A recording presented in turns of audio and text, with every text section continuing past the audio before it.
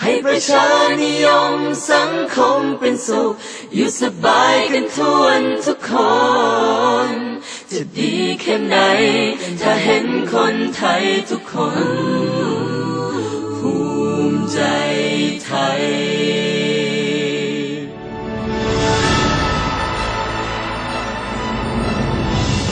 จาก2 ปีที่ผ่านมาจากการทุ่มเททำงานพรรคภูมิใจไทยได้ลงพื้นที่รับทราบปัญหาของพี่น้องประชาชนคนไทยหยาดน้ำตา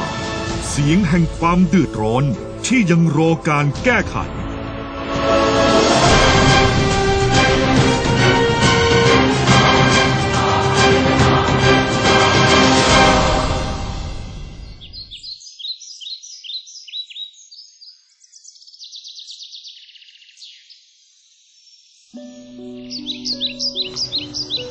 กลับมาซอยพ่อแม่เฮ็ดหน้าพ่อแม่บ่อยากเฮ็ดอาชีพอื่นว่าเดี๋ยวนี้คนนี้ไปเฮ็ดสวนยางพารากันหลายก็ขายที่ไปเฮ็ดหมู่บ้านจัดสรรกันหลายแต่ว่าก็แปลกคนเฮ็ดหน้าน้อยลงเป็นหยังคือขายข้าวบ่ได้ราคาข้าวก็ตกพ่อกับแม่ก็ต้องแบกรับภาระหนี้สินได้สิค่าปุ๋ยค่าคนงานแต่ว่าข่อยก็บอกพ่อกับแม่สุดเศร้าสุดแรงว่าขายหน้าถิ่มซาเฮ็ดไปก็บ่ได้อีหยังเป็นหนี้เป็นสินปัญหานี่นะ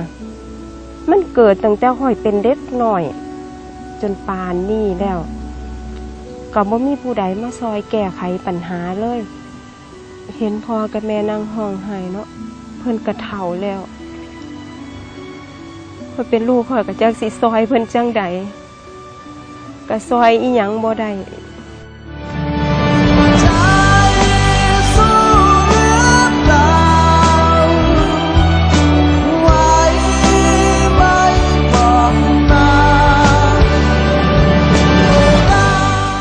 ภูมิใจไทยพูดแล้วทำรับรู้ถึงปัญหานี้มีการจัดตั้งโครงการช่วยเหลือเป็นครั้งคราว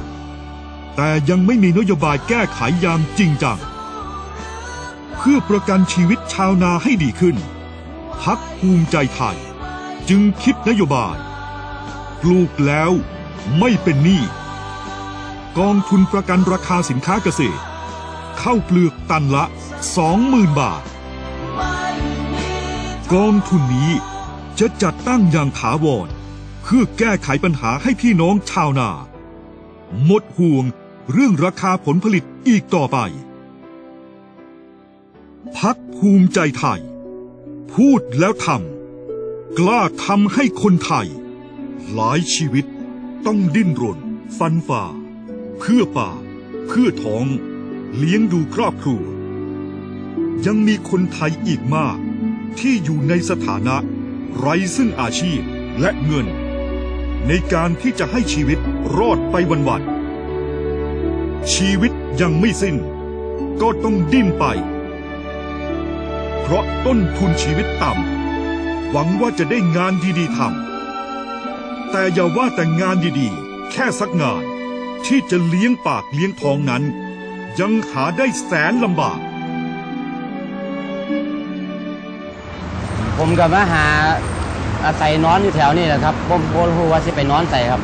จะมาหาเก็บขวดเก็บอย่างขายแล้วก็ใส่นอนตามใต้สะพานลอยอย่างพวกนี้แหละครับมาอยู่ได้ปีกว่าแล้วครับญาติพี่น้องกับบ่มีกับบ่รู้ว่าสิไปเพิ่งพาผู้ใดเงินที่ได้มาแต่บ้านแม่ให้มาไว้ใส่กินผมก็ใส่หมดไปประมาณตั้งแต่2 เดือนแรกแล้วครับผมหาหมดทุกหม่องแล้วครับบ่รู้ที่ไปสมัครใดไปสมัครใส่เขากับบ่อยากรับครับเพราะว่าวุฒิการศึกษาผมมันหน่อยผมเรียนมันหน่อยครับที่จริงแม่เพิ่นก็บ่ฮู้ดอกผมก็เขียนจดหมายไป2 เดือนเที่ยนึงผมก็เลยต้องเขียนจดหมายตัวแม่ว่าแม่ผมมาอยู่กรุงเทพผมได้เฮ็ดงานอย่างสบายดีบ่ต้องเป็นห่วงผมอยากบอกว่า ผมคิดถึงแม่ผมรักแม่ผมอยากกลับไปหาแม่ให้ผมมีงานมีการมีเงินมีทองแล้วผมจะกลับไปหาแม่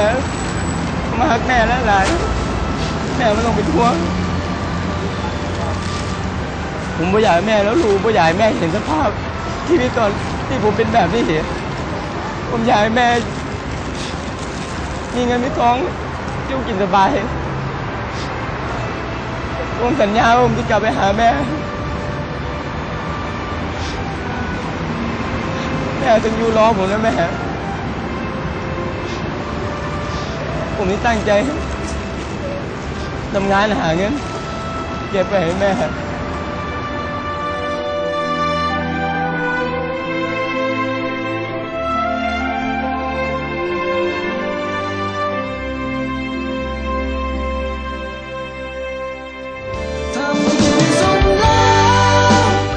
มีคนจำนวนมากที่ตกอยู่ในสภาวะว่างงาน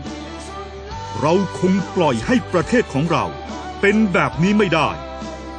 ประชาชนคือหัวใจสำคัญของประเทศเรามองเห็นปัญหาและได้คิดนโยบายเพื่อช่วยเหลือสำหรับพี่น้องคนไทยที่ตกงานหรือไม่มีงานทำชีวิตดีมีงานทำกองทุนจ้างงาน1 ล้านตำแหน่งเพื่อลดปัญหาคนว่างงานให้มีงานทำ